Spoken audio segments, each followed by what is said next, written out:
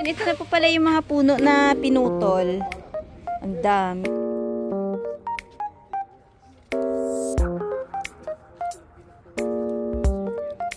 Hello mga ka-viewers. Welcome back po sa aming channel. Andito po tayo sa garahe nila Iste. Yan o, si Dadong naghihiwa ng baboy kasi nagpa-deliver po kami. Butcher po muna siya ngayon. 1, 2, 3. Uy, makamamas. Ganda ng ribs oh. Ito na yung sa ulo banda pa. Yun oh, ganda ng pisngi oh. Pang dinuguan no. Ito na po yung nahiwa namin. Doon na lang namin ito lilinisin sa bahay. So nakatipid na naman tayo sa karne.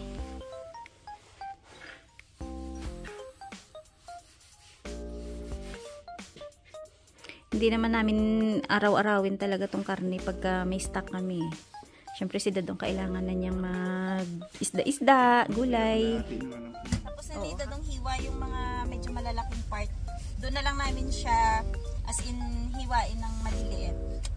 Parang natin ayusin sa bahay. Kasi malamig din dito sa labas. No, sinisipon-sipon na naman. Kaya pala ang ganda ng araw. Ano lang siya ngayon? 4 lang. Tsaka feels like 1. Yung ating panahon.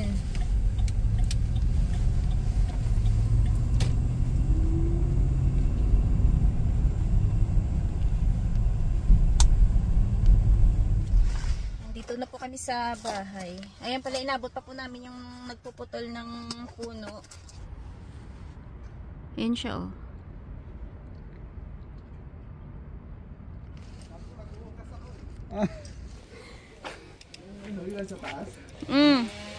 Ayun, ito na po pala yung mga puno na pinutol. Ang dami. Bali 3 puno po ito eh. So tingnan natin. Ito siya. Ayan, ito po yung puno.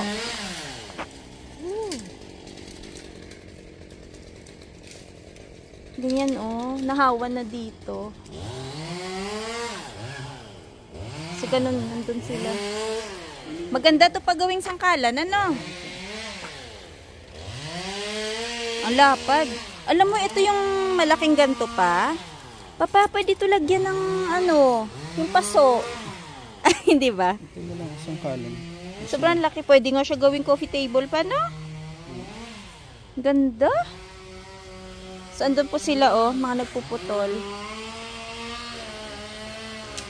Yung pong pine tree dun sa harap namin, wala na. Tapos yun nga, yung isa dun, na tanggal na din. Yung isa na lang yung last, dun yung huli nilang pinaputol.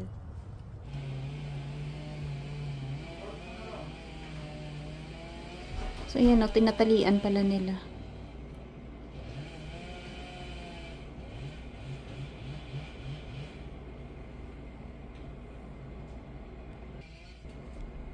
Ayun. Dapat may tali para hindi delikado. Ito po yung isang pine tree dito sa harap.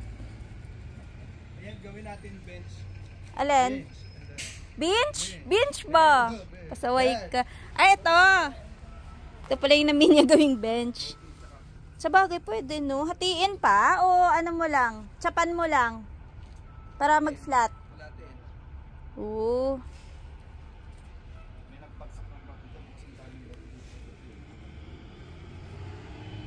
So, yun na lang yung natira. Tapos, yung mga maliliit na branches, i-shred nila? Oo, shred pa nila bukas na, Rosie. Oh. Ito yung ibang mga kahoy na kinuha nila. Sa ibang bahay to, no? Bango ng ano, bango ng maple. Asan yung maple pa? Maple ba? Maple yan. Ito daw maple to. Parang Ito? Amoy syrup. diba, no? Meh? Medyo. Oo, parang ang tamis. Tamis yung ano niya, no? Diyan nila kinukuha yun, diba? Eh, di pa pwede mo itong ano. Meron ka ng ano doon. Ah, binigyan kami ng ano, gawing sangkalan. Ang bango nga. Ito lahat to.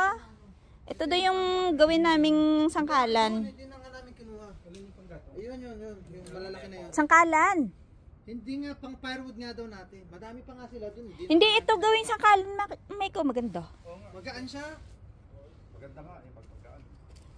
Gawin ko. Hindi, yan. Magaan ba? Solid to. Maganda Kaso yan nga sa bawal saka. i-keep. Maganda. Ah, so isi-shred nila to, lahat? Alam yan, itatapon yan eh. Hala, isi-shred pala to. Isa lang naman ang kukunin natin. Pero yung marami. Eh, di ito na lang yung maple yung gawin natin. Hindi pa iwan mo. Okay lang sa kanya. Opo, alisin mo kasi bukas pa nila tatanggal. Pa, maganda dito, ano ka, yung pwede mo siyang lagyan ng pang sa garden. Na? Bawal nga. Ay, oo nga pala, kulit. Bawal yung elm. Yun, marami siya dun kaso inilagay. Yun oh. Hindi, doon tayo kukuha oh. Boss. Gusto ba dapat din? Eh, elm nga din yun. Ito Elm kasi yun. hindi elm. Kulit. Yun yung binigay niya sa akin kanina yun. Hindi elm yun. May tinawag siya eh. So lahat to sila magliligpit na ito. Ito Abuti kailangan naman. nila disposition. Maple nga daw yan. Yun, binigay ni... Hindi maple. May tinawag siya. Binigay niya pang ano nga, pang... Firewood. So ayan po yung mga kalat namin dito kahapon. Wala na. Kasi tinanggal na ng mga nagkakat ng kahoy. Ayan, putol na po yung puno natin dyan. Ah, yung shredder pala nila, inikot nila dito sa kabila. So ayan po yung kanilang shredder. Oh. Ayaw pumasok na. Ay parang dinagdagan nila ng box, no? Para siguro maraming mailagay. Yung box kahapon, boss. Ayun din ba yun Yan pa rin kahapon? yun, oo. Pero hindi ko napansin kahapon na may Puno na box. kasi yung kahapon. Kaya bumalik sila. Meron po tayong mahiwagang mama dyan sa kabila, oh. Nakatalikogenic. Ang galing, no? Ganyan pala yan. Oo. Parang wala na. Hindi siya bulky. Pero yung ginaganyan nila, mga branches lang. Yung Lahat. malalaki. Lahat, Rose. Kaya yung malalaking ganyan? Ay, hindi. Ini-shred? Branches lang pala, sorry. Yung malalaki pala, ipatulad kahapon nilalagay. So, walang maiiwan, no? Wala. Unless kung yung elm kasi hindi pwede eh. Na i-keep daw, no? Kaya kinip natin yung pine. Pine tree lang yung pwede. Gawing panggatong. Parang si ano. Yan, ligpitin yung maigi dyan para wala nang lilinisin. O, lilinisin na lang Rosie kahit yung mga kalat doon. Ay, ganon? Oo, sabi nila bakit nyo, sabi nung winawalis ni Mike to. Sabi niya huwag yan ang walisin, aaray namin. Oo, ang galing. Sa bagay, 2.8 ba naman eh, no? 2 araw lang. Ilang puno ba to? 3? 3. Oo. Ayun, butas na pala yung gitna ng puno. Lumabas ka.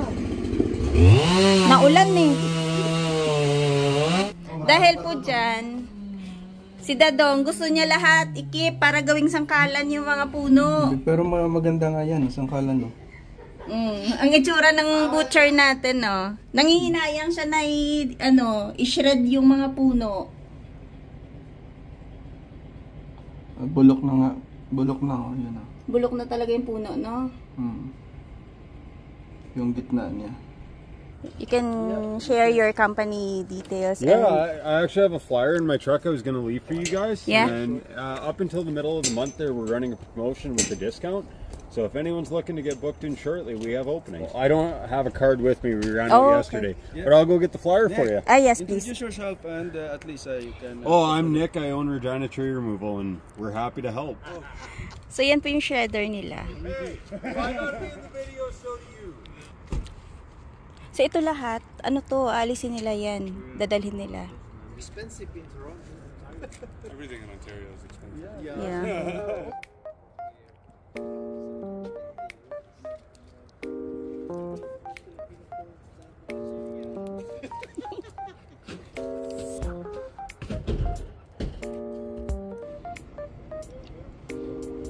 Ang galing, oh. Talagang nililinis pa nila yung mga pinagtistisan ng puno. So, ito po yung flyers nila. Kung gusto nyo magpaputol ng puno, contact nyo lang dito yung Regina Tree Removal. Ayan yung details. Kakahatid lang po namin sa school ni Dadong. Ayun nga po pala sa mga taga Regina. Sa, sa Sunday, meron po palang Santa Parade. Ano po yan, annual na ginaganap dito sa Regina, dito sa North area po. Bali mag-i-start po siya ng 12 PM. niya dun sa Albert Street. Start po niya sa 2nd Ave. 2nd Ave hanggang bago mag North Gate. Yun, kahabaan po nun, dun dadaan yung Santa Parade. So, punta po kayo lalo na yung mga kids. Ayan, mag-enjoy po sila dun. Kasi maraming mga, pati may mga dun, farm animals na pinaparade po nila. Yun. Dapat lang, medyo mas early kayo dun sa 12 o'clock. Kasi nga halimbawa, pag may sasakyan po kayo, maghahanap po kayo ng parking area dun. So, yung iba, nagpa-park lang doon sa yung Saan-saan? kung saan-saan lang. Sa back alley, ayun, yung medyo malapit lang doon ng mga kabahayan. Dahil Friday po ngayon, yung uulamin po natin ay ginisang munggo. Ito na po yung pinalambot na munggo, ang ating panggisa, at sisimulan na po natin magluto.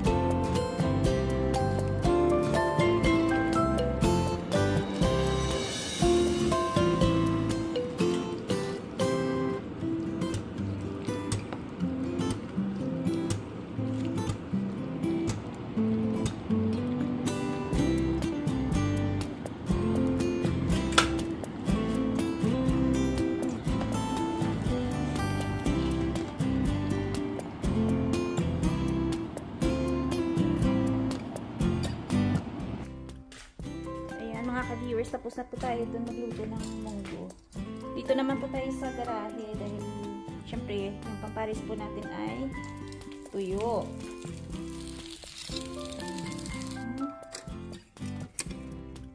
So ayan na po. Ay, grabe ang bango. Tapid ko muna